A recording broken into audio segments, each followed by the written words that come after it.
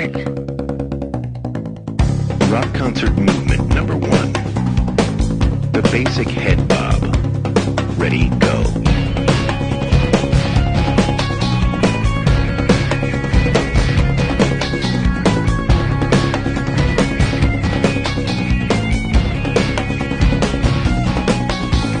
One of the things that we are setting out to do with this album is shake the rock world up a little bit. And insaneness that's going on in rock today doesn't go back to the roots of what it was meant to be.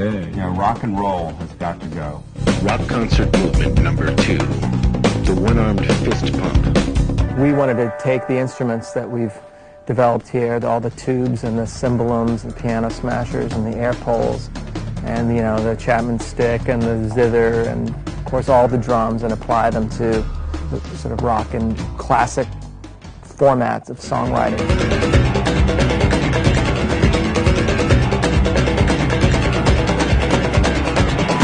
It's insane, the amount, the depth of percussion on some of these tracks. It's unfathomable.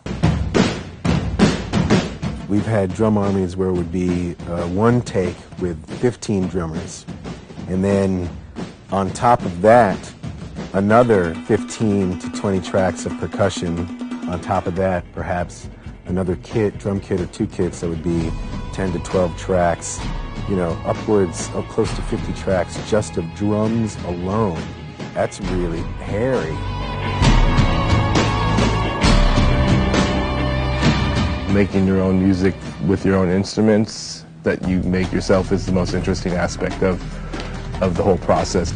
These are some instruments that we used on the Complex.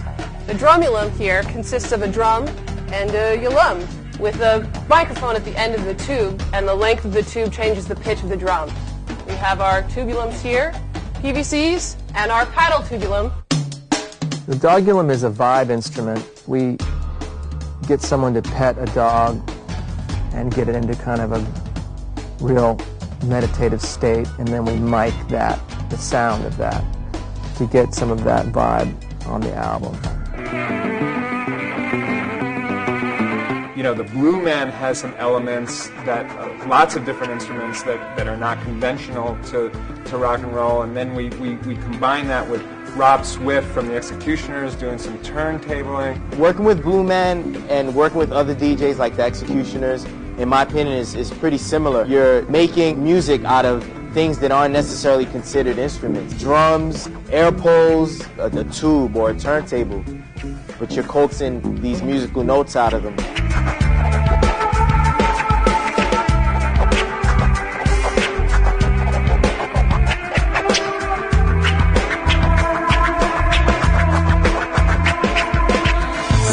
And that's what we want to encapsulate on this record, is this idea of blending these different forms together and making something new. Although there is sort of a Blue Man sound that we, you know, I guess the traditional Blue Man sound, whatever you'd call it, these instruments actually can work and do work in sort of a rock context, in a dance music context.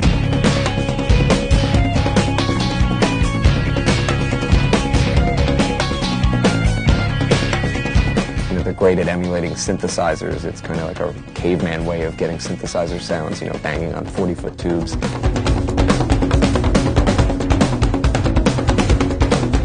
I always have this image of an element of Blue Man being kind of like a cargo cult, which is like these, you know, Polynesian islanders never saw airplanes, and when they first saw airplanes, they thought they were like these gods had shown up, and they built like these effigies of airplanes out of straw. I've always thought like there was an element of Blue Man where they heard all this electronic synthesizer music and frantically figured out a way to recreate it.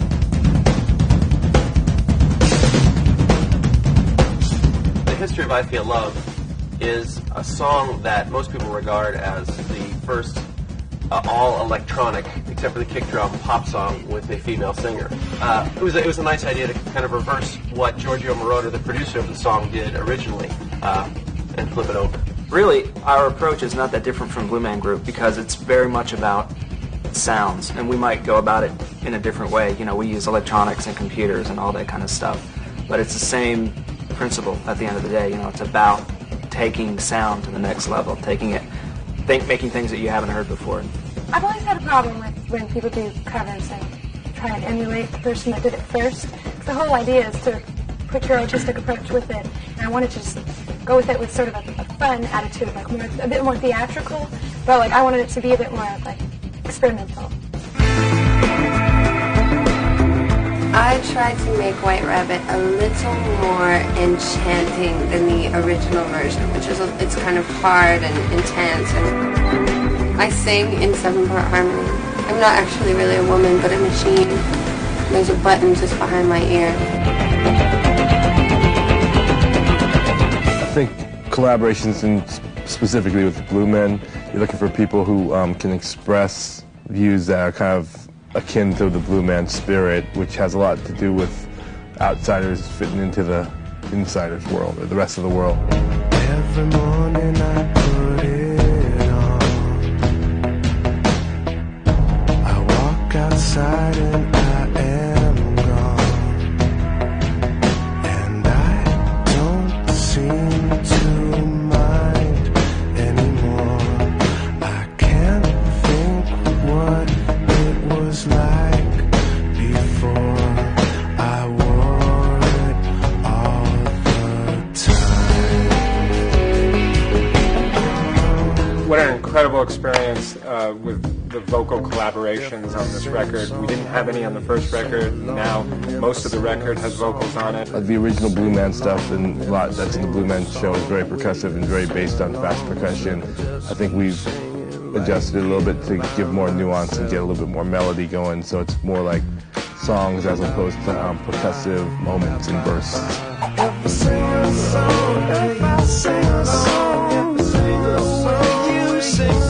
We had sing-along. At a certain point, you got to look at yourselves and say, who's going to sing the song? All at once, we looked at each other and we were just like, Dave Matthews.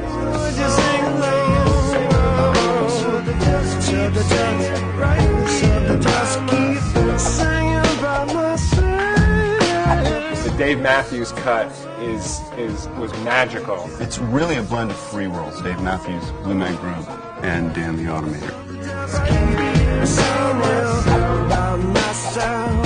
His harmonies, the freestyle kind of thing that he's got there, we use it all, one take, no cuts, really incredible, and what an amazing guy. In some ways, Sing Along sums up the whole album. If I sing a song, will you sing along? Or should I just keep singing right here by myself? It's kind of the question. It's kind of the question of, which way are we going to go? Recording with the Blue Man Group was quite a unique experience. I've never really had that kind of recording session before.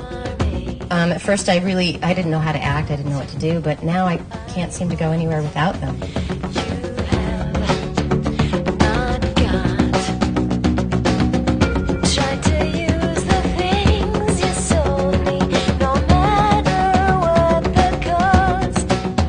Another incredible experience was Tracy Bonham. What unbelievable pipes she's got, and just an incredible vocal quality and everything.